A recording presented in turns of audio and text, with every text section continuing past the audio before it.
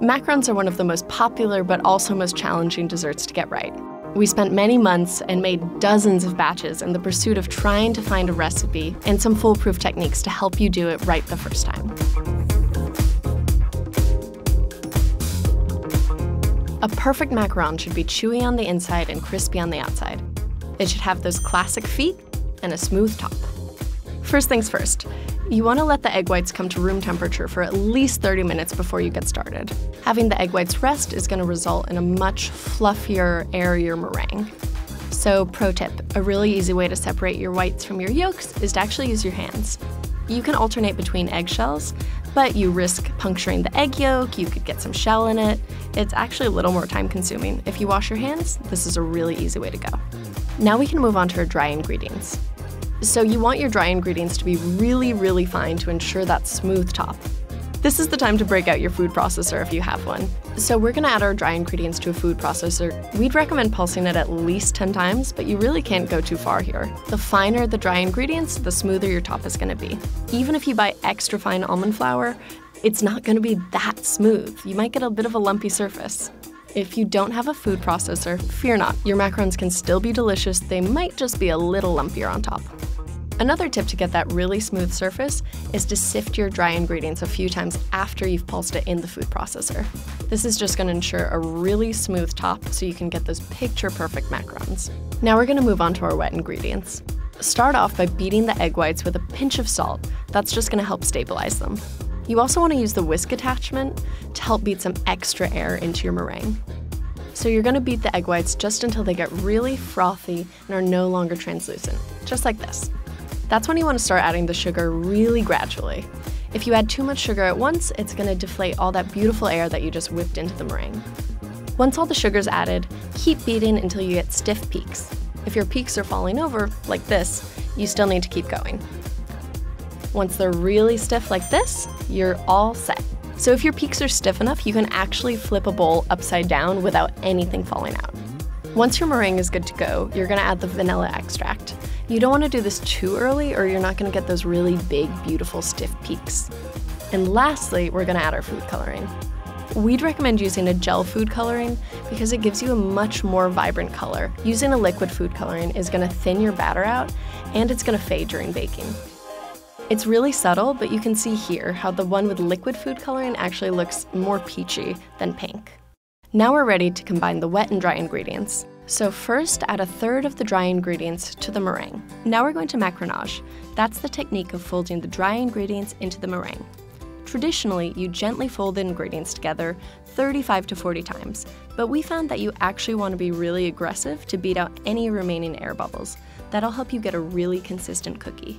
So there's not an exact number of times that you need to fold the batter. It's really just something you want to keep an eye on. Ultimately, at the end of the day, the texture should look like wet sand ribbons.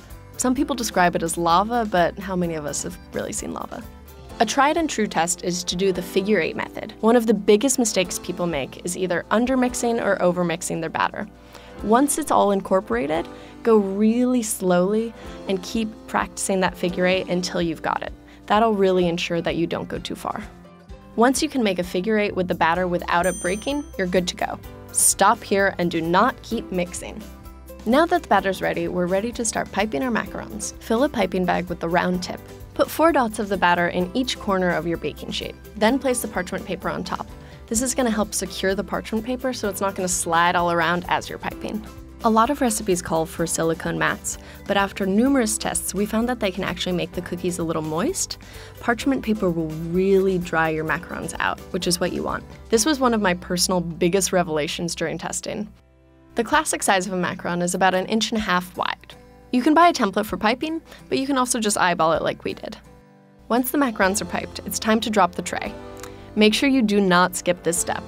Dropping the tray is going to help eliminate any air bubbles. It also is going to ensure that you get a really smooth surface on top. Let the macarons rest at room temperature for 30 minutes to an hour. The macarons are going to get this kind of weird film on top, and you can actually brush your finger back and forth after an hour and see that it's not going to indent. That's a sign that they're ready to go. If you don't do this step, the macarons aren't going to rise properly and you won't get those classic feet. In our case, when we tested it, the feet grew outward instead of upward. Now you want to bake the macarons at 300 degrees for 17 minutes. If you have an oven thermometer, this is a really good time to use it. Make sure your oven's not running too hot or too cold, or the macarons aren't going to come out right. As with all baking, don't open the oven door. If you do, you could deflate the macarons. If your macarons are sticking to the parchment paper after this, it just means they're a little underbaked. You can just pop them back in the oven for a minute or two. When you take the macarons out of the oven, let them cool on the baking sheet for 15 to 30 minutes. When they're done, they should lift right off the parchment just like this. Transfer the macarons to a wire rack to fully dry out and cool before filling. If you don't, all your filling's just gonna melt all over them. So while our macarons dry out, we're gonna work on our filling. We're gonna go with a really classic vanilla buttercream, and we'll talk about ways that you can get a little fancy with your fillings a bit later on. So first, you're gonna cream your room temperature butter. Once it's really beautiful and fluffy, just like this, you're gonna sift your powdered sugar into the bowl. You don't have to sift it, but this will just result in a really smooth, creamy buttercream. Once everything's combined, add the vanilla. Then you can add 1 or 2 tablespoons of heavy cream and mix until it's incorporated. We needed to add a little more cream, and you can just do this a tablespoon at a time until it's the right consistency. Now that the buttercream's done, add it to a piping bag, again fitted with a round tip. Filling the cookies is pretty straightforward.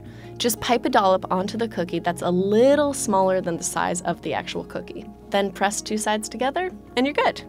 Now the part that takes the most patience out of this entire process is that we'd actually recommend that you wait at least 24 hours before eating your macarons. This will help them develop the best flavor and texture. You may be tempted to eat one right away, and if you do, we won't tell. But really, it's worth your while to let them rest. Once you feel like you've mastered the basic macaron, feel free to get creative. When you're starting out, the easiest way to customize your macarons is by playing around with food coloring and the flavor of your filling. You could flavor your buttercream, you can make a chocolate ganache, or a lemon curd. The possibilities are truly endless. And those are the basics of how to get started making macarons. They can be pretty intimidating and honestly really easy to mess up if you don't know what you're doing. But if you follow our tried and true tips, you'll be able to master the techniques needed to nail perfect macarons every time. From here, you really just need to try it. How many did you make? I think I made probably over 2,000 macarons. Oh my god. They take a lot of time, they take patience. If you make a macaron right, you've won life.